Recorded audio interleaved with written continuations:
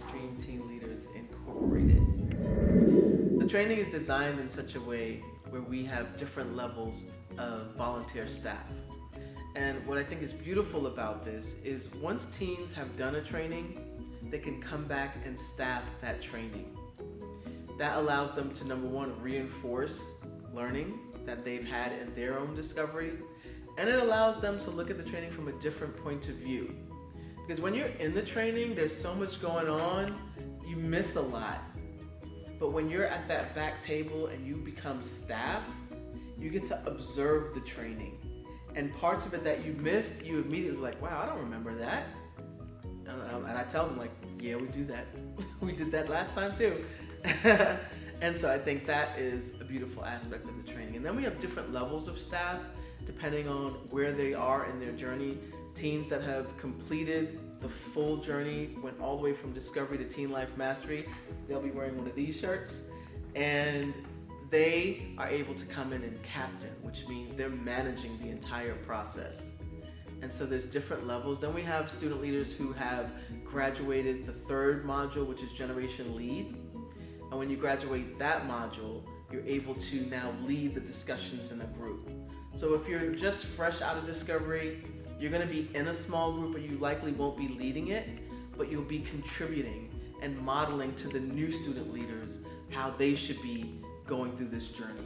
And then we've got the second layer of staff, which is the student leader staff, that are actually leading the discussion questions within the small groups and participating. And then they have jobs throughout the entire training. We have different roles.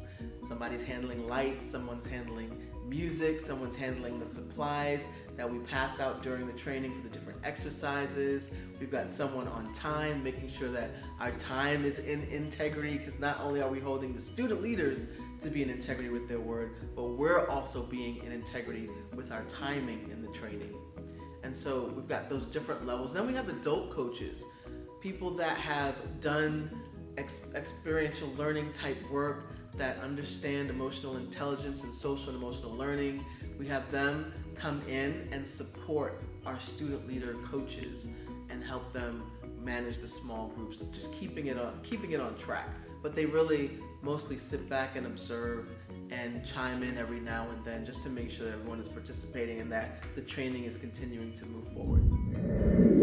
It's so important to start with discovery, because if you're not clear on who you are and what's in the way, where do you start? That's like the beginning of understanding self. And so to reflect inward, that's always the place that you want to start, no matter what's going on in your life.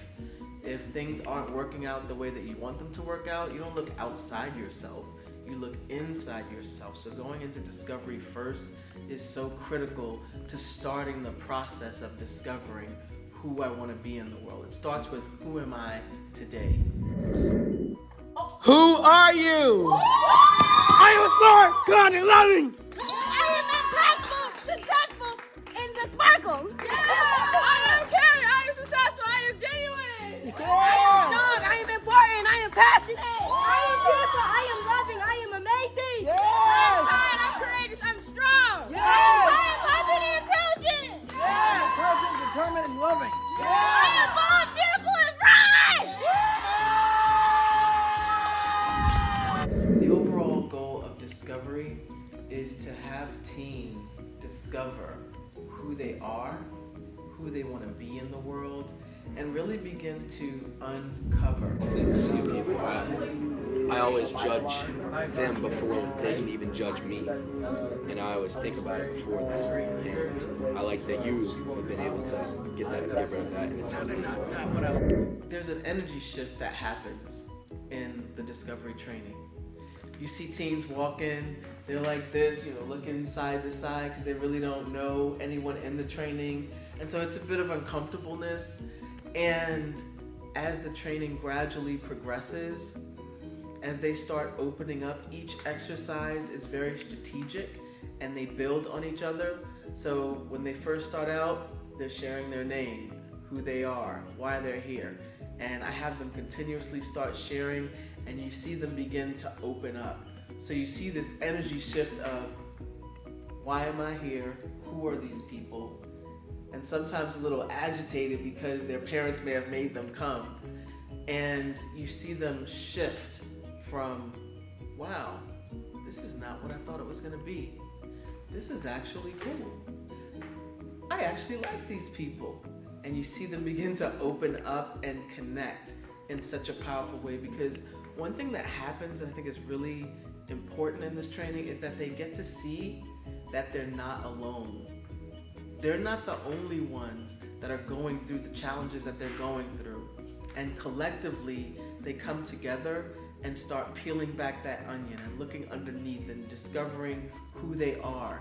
And they're discovering together. So they're seeing their teammates in a process of discovery as well. And collectively, at the end of that training, you see them shift from strangers to family. They actually say, I love you when they leave on Sunday. They'll be there at 10 o'clock. And at 10:01, I call you and I'm like, listen, I know I'm supposed to be there at 10, but my tire just got flat and I woke up late this morning and I have all these excuses. If you have to be somewhere on time and you're counting on me to be there, does it matter about my excuses and justifications? One of the topics that we cover that is foundational to our training is the concept of broken agreements. When you tell someone that you're going to do something, or you make a commitment, and something happens and you're not able to hold to that commitment, what do? How many times do we say to ourselves even, all right, I want to lose 20 pounds, or I'm going to go to bed at 10 o'clock every night so I can wake up to go to school in the morning and be fresh, or I'm going to do my homework and get it done by 9:30 so I can have the rest of the evening to just relax. And then we find ourselves doing other things, and before you know it, we're in a broken agreement with ourselves. So that's the first layer, is when I give my word to myself and I don't keep it. Then how about when I give my word to other people that are depending on me and I don't keep my word? What do? Well, we talk about 3 things you can do. Number 1, you can keep it, keep your word. You can break it, which is not what we recommend doing. Or there's a third option, you can renegotiate it. Now there's a caveat to that. When you renegotiate your word, you want to make sure that you give the other person their dignity. So you don't want to, if you're committed to being somewhere at 8 o'clock and it's 7:58 and you know that there's no way possible that you could get there at 8, you can't call someone and say, hey, I want to renegotiate. Because you want to give them the opportunity to say, no, that doesn't work for me. I need you to be here at 8. And then you just have to move mountains and get there at 8. That's giving someone their dignity.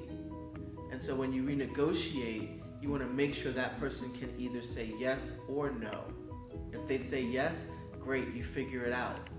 You create a new commitment. If they say no, then you figure out how you still can honor that agreement.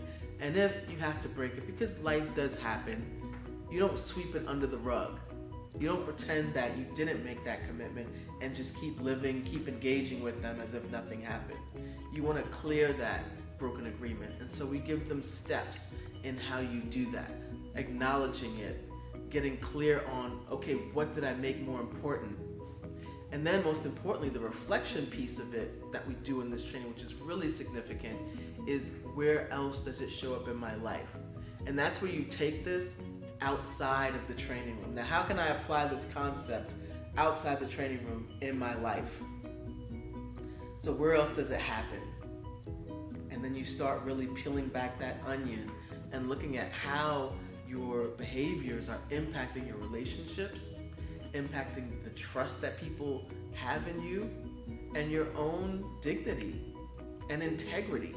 And so we're helping them to really get underneath their integrity, making sure that that is intact, so that, making sure that that is intact, making sure that it's intact at all times.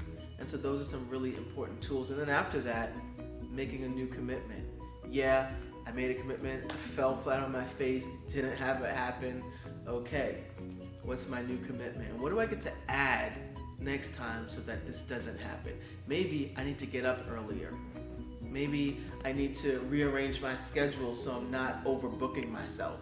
So there are things that you can do to make sure that it doesn't continuously happen over and over and over again, because we know that the more that you break your word, your self-esteem tanks, and that impacts your entire being.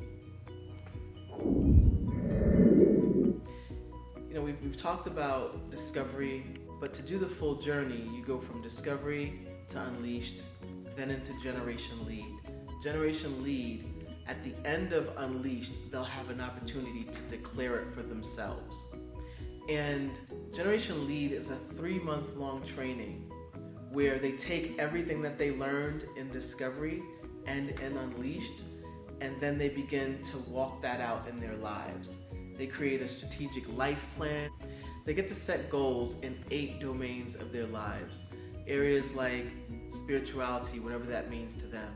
Their academics and school, whatever that means, whatever that looks like. They get to look at their health and wellness, their relationships, their finances. There are 8 domains that they're gonna come together, set goals in, and then over that 3-month period, they're gonna be measuring themselves weekly, seeing what's working, what's not working, and it's like a 90-day plan. And they can use that over and over again, because we always tell them that life actually starts after GL. And so we've given them the tools in the first 2 trainings, and now in this 3rd training, we're allowing them to use those tools in their life, but they're not by themselves. They have a small group that they'll be meeting with weekly.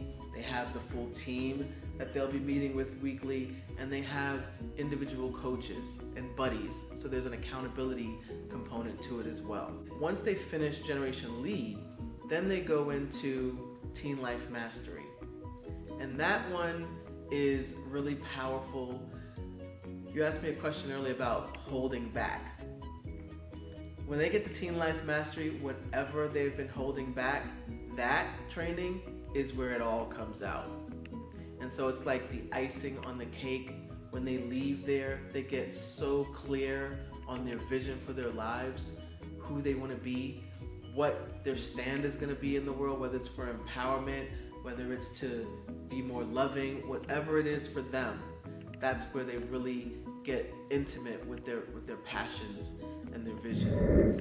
I'll never forget, one of our student leaders came in and shared her perspective on how all the trainings measure up. And she said something really profound. She said, discovery is you in your box, now realizing that you're in your box. And she said, unleashed is like you coming out of your box. And she said, generation lead is like you kicking the box down the street. And then she said, in Teen Life Mastery, that's like there is no box. When she said that, my jaw just dropped, and I was like, wow, there is no box. Like, imagine that. Imagine a teenager getting that their box is as big as they want it to be, and really having the tools to live that out in their lives. It's a powerful experience, and I highly recommend it for any teenager 13 to 18 years old. You're doing great. This is what I do! Yeah, I'm like, I already knew it too, but you're doing great. This is what I do. Ooh.